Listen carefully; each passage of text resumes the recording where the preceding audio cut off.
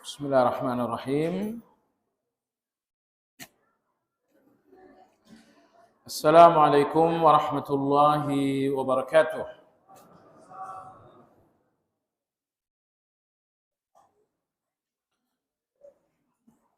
Innal hamdalillah nahmaduhu wa nasta'inuhu wa nastaghfiruh wa na'udzu billahi min shururi anfusina wa min sayyiati a'malina. Man yahdihillahu fala mudilla lahu wa man yudlil fala hadiya lahu. Wa ashhadu an la ilaha illallah wahdahu la syarika lah. Wa ashhadu anna Muhammadan abduhu wa rasuluhu la nabiyya ba'dah. Allahumma salli wa sallim ala Muhammad wa ala alihi wa ashabihi wa man ihtada bihadihi ila yaumiddin. Ya ayyuhalladzina amanu ittaqullaha haqqa tuqatih wa la tamutunna illa wa antum muslimun.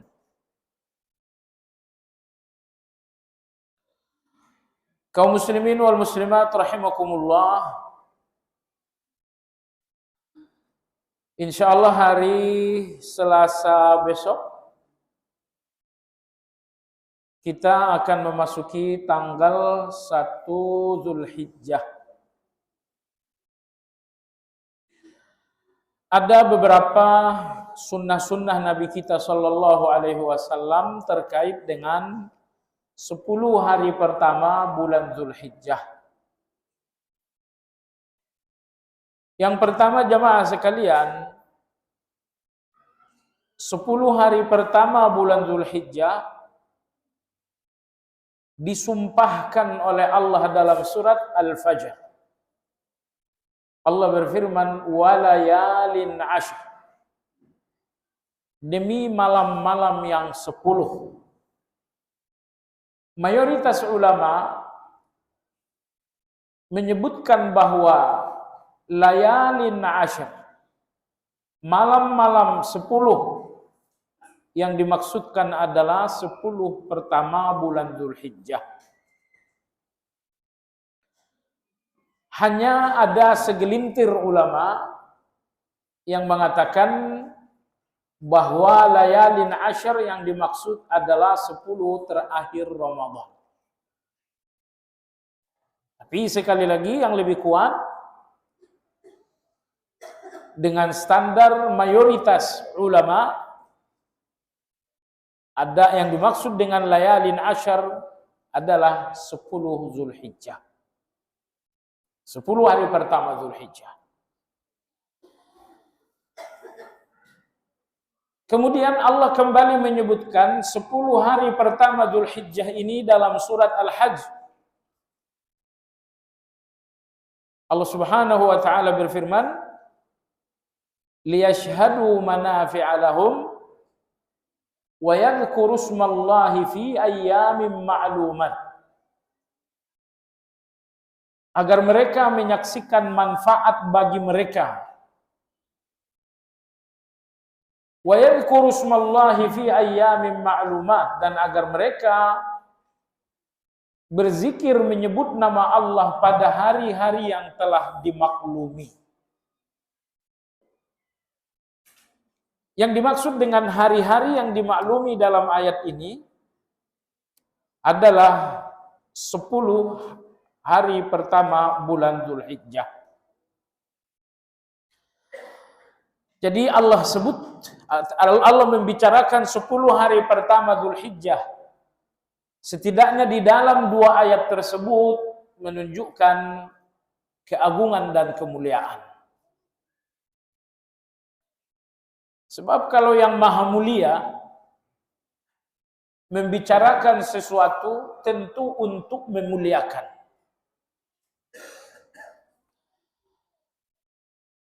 Nabi kita Shallallahu Alaihi Wasallam menyebutkan bahwa 10 hari pertama Zulhijjah hari-hari yang penuh kemuliaan.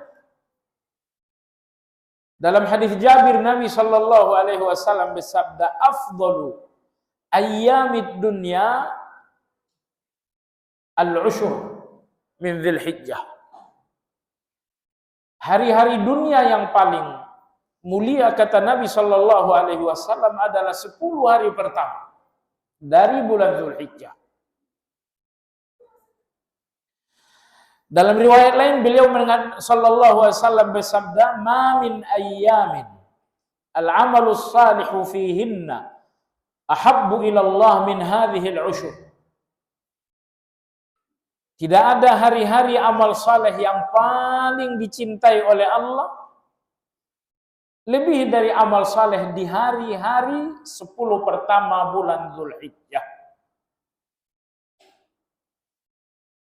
Nah, baiklah, Nabi kita pun ikut berkomentar untuk memberikan dan menegaskan kemuliaan 10 pertama bulan Dzulhijjah.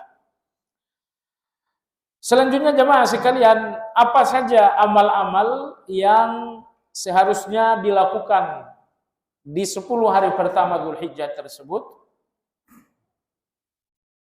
Yang pertama jemaah sekalian, semua amal saleh secara umum dilipat gandakan di 10 hari pertama Dzulhijjah.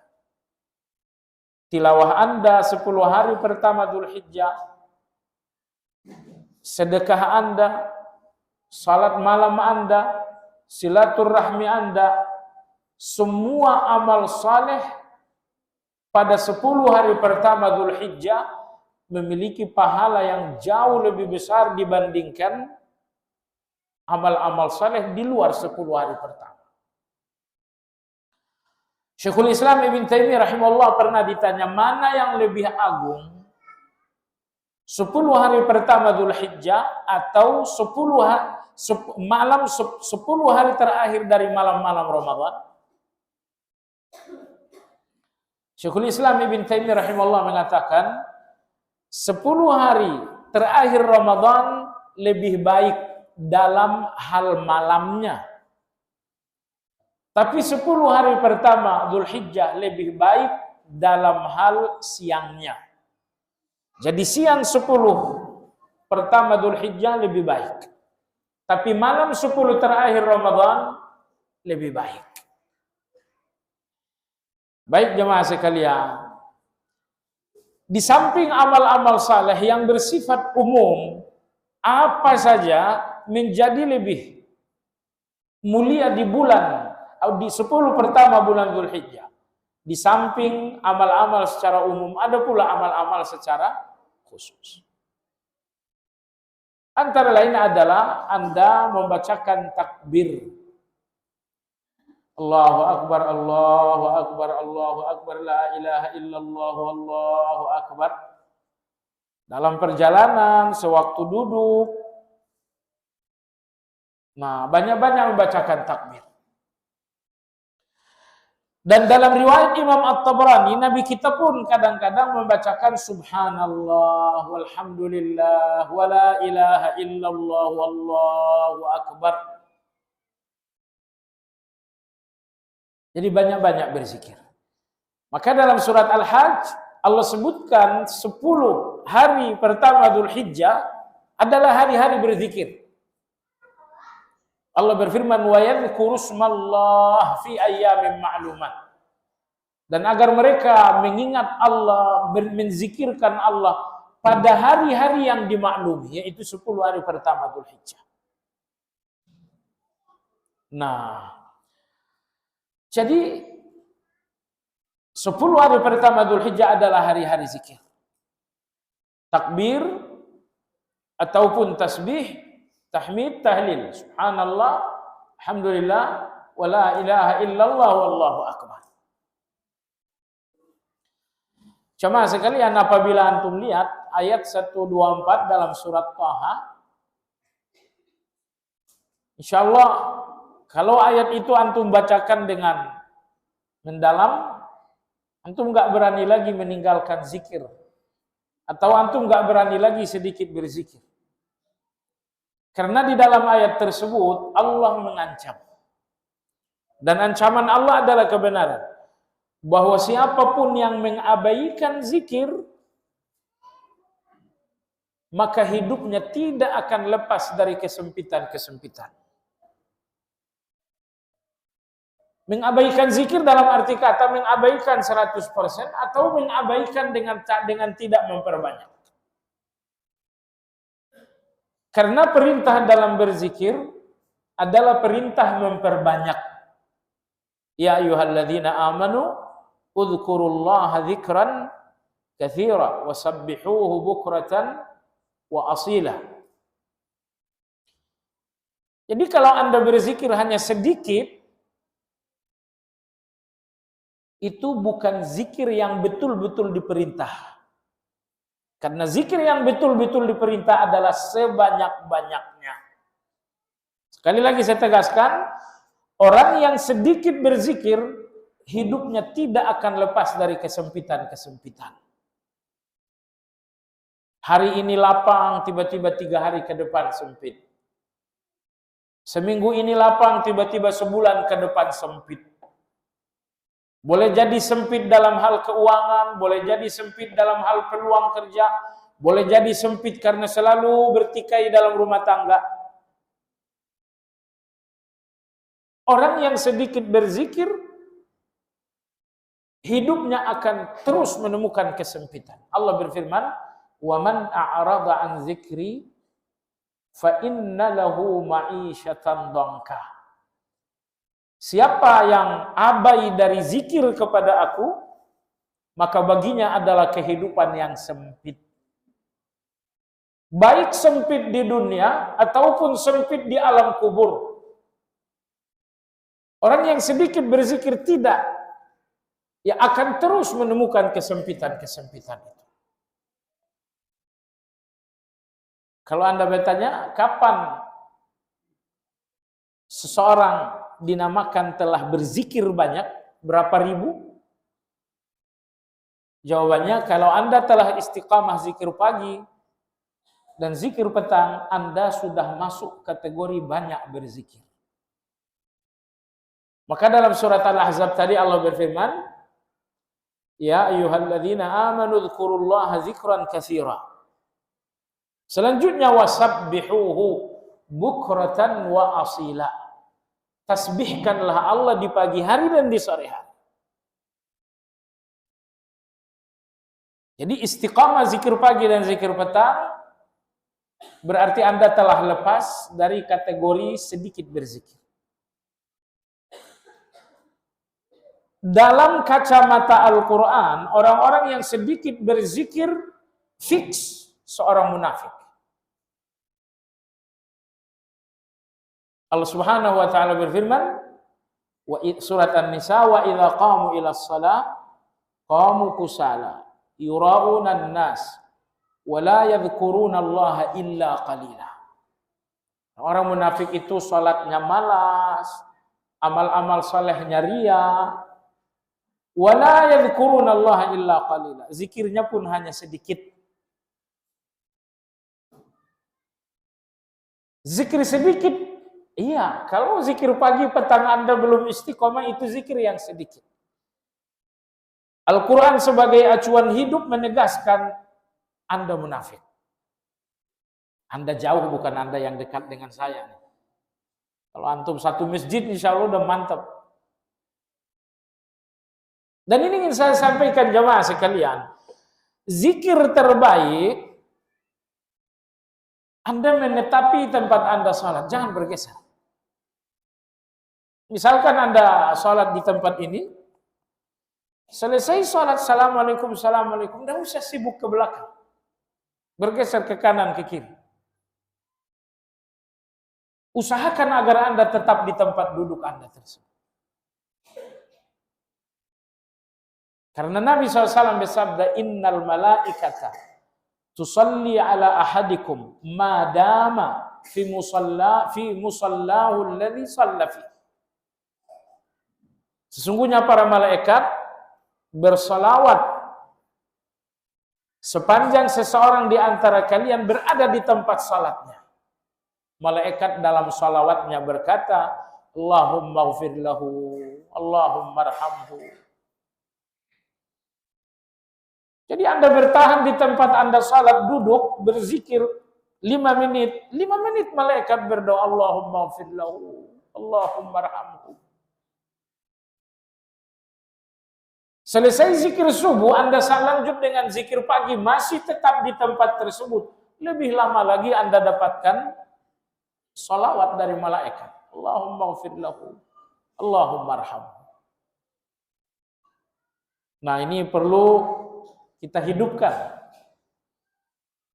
Karena saya nggak tahu di masjid saya atau di sini juga. Sebagian orang kalau udah salam, buru-buru bergerak. Kecuali kalau Anda darurat silakan saja. Tapi kalau Anda tidak darurat, nah bertahanlah, bersabarlah beberapa saat. Jamaah sekalian, di antara amal yang sangat mulia di 10 pertama bulan Zulhijjah, mempersiapkan diri untuk menyembelih korban. Mempersiapkan diri dalam arti kata siapkan korbannya. Setelah itu rambutnya jangan dipotong lagi. Kumisnya biarkan saja tumbuh. Kuku kaki, kuku tangan biarkan saja. Maka saya katakan sekarang informasi ini agar besok hari Senin yang sekiranya perlu dipotong-potonglah. Karena 10 hari ke depan Anda nggak boleh potong-potong lagi, ketemu cucu udah nggak kenal. Oh, ini Simbah, nggak ngerti dia sudah. Karena kumis Anda sudah tumbuh lebih panjang. Baiklah. Jamaah sekalian yang saya hormati, sebagian ulama mengatakan kenapa 10 hari pertama Zulhijjah memiliki kemuliaan lebih? Karena bersambung dengan ibadah haji. Karena bersambung dengan ibadah haji. Berikutnya di antara ibadah yang juga spesial Anda lakukan di 10 pertama bulan Zulhijjah adalah berpuasa. Minimal Anda puasa pada hari Arafah. Ikut Saudi atau ikut Indonesia? Jawabannya ikut di mana Anda berpuasa. Kalau Anda berpuasanya di Amerika, ikut hilal Amerika saja. Tapi kalau rencananya Anda di Cilengsi, sudah ikut hilal Cilengsi saja, ikut Indonesia saja. Tidak usah ikut Saudi. Khilafiyah, betul khilafiyah, tapi yang lebih kuat adalah ikut dengan waktu di mana Anda menjalankan ibadah. Ingat, ibadah Anda berhubungan dengan waktu. Dan waktu berhubungan dengan tempat tinggal Anda. Baik. Jadi yang paling utama adalah tanggal 9 Zulhijjah atau yang dinamakan dengan hari Arafah. Dan kalaupun seseorang melakukan puasa dari awal Zulhijjah, itu pun sangat dianjurkan sekali. Dianjurkan sekali berdasarkan hadis umum yang tadi saya bacakan. Kata Nabi SAW, hari-hari amal saleh yang paling Allah cintai adalah 10 pertama Zulhijjah. Hari-hari amal saleh. Dan puasa tentu termasuk amal saleh. Nah, puasa menjadi lebih spesial lagi karena bersambung dengan Lebaran. Karena Anda lihat di bulan Idul Fitri, kita berpuasa Ramadan lalu bersambung dengan Lebaran. Maka minimal puasa Anda adalah hari Arafah. Dan kalau Anda pas lagi semangat, ya sudah, dari awal Anda sudah berpuasa. Pas hari Arafah saya uzur, boleh saya kodok atau tidak? Gimana dong? Boleh dikodok nggak tuh? Ibadah dalam agama kita ada dua. Pertama, ibadah yang berhubungan dengan waktu. Yang kedua, ibadah yang berhubungan dengan sebab. Gerhana matahari itu sebab, bukan waktu. Sehingga gerhana bisa terjadi pagi, bisa terjadi siang, bisa terjadi zuhur, bisa terjadi sore. Maka gerhana matahari itu bukan waktu tapi sebab. Sebab di mana kita melakukan salat gerhana. Jadi salat gerhana berhubungan dengan sebab adanya gerhana. Baik. Jemaah sekalian yang saya hormati, tetapi salat duha itu berhubungan dengan satu sebab atau berhubungan dengan satu waktu? Berhubungan dengan waktu. Nah, kaedah yang disepakati para ulama, semua ibadah yang berhubungan dengan waktu, apabila terlewatkan karena uzur, dianjurkan untuk qadha.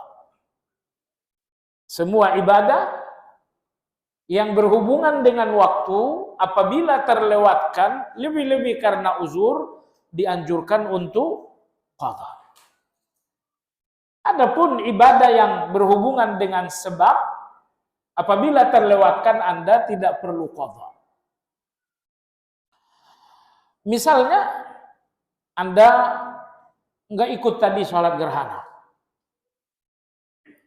Sekarang Anda mau sholat gerhana sendiri, gerhananya udah berlalu, berarti sekarang Anda ingin sholat itu qadha, karena waktu sudah selesai. Perlu Anda qadha sholat gerhana? Tidak. Karena berhubungan dengan sebab. Baik. Tapi sholat lebaran Idul Fitri atau Idul Adha, kebetulan Anda berjaga dan tidak bisa ikut sholat lebaran. Mungkin Anda berjaga di rumah sakit, kalau Anda polisi mungkin Anda berjaga di tempat-tempat yang kurang aman, sehingga Anda tidak ikut sholat lebaran. Pulang-pulang ke rumah adalah jam 10. Bolehkah Anda mengqadha sholat lebaran tersebut? Boleh. Nggak ada imam, nggak ada khutbah dan imam dalam sholat lebaran hukumnya bukan sesuatu yang mutlak. Boleh Anda qadha. Sendiri, sholat sendirilah. Allahu Akbar, seperti biasa. Kenapa? Karena sholat lebaran adalah ibadah yang berhubungan dengan waktu. Dalilnya hadis Ummu Salamah radhiyallahu anha, Nabi kita sallallahu alaihi wasallam pernah melakukan salat selesai asar. Nabi Ummu Salamah radhiyallahu anha bertanya, "Ya Rasulullah, salat apa ini 2 rakaat selesai asar?" Kata Nabi SAW, "Ashghalani an hataini ar-rak'ataini wafdun." Kata Nabi SAW, ini 2 rakaat zuhur, ba'diyah zuhur, tadi saya tersibukkan dengan delegasi yang datang dari luar Madinah. Jadi rupanya ada delegasi datang dari luar Madinah, sehingga Nabi kita tidak sempat melakukan ba'diyah zuhur. Lalu beliau mengqadha'nya. Selesai asar lagi. Kenapa diqadha? Karena ba'diyah ini termasuk ibadah yang berhubungan dengan waktu, bukan dengan sebab.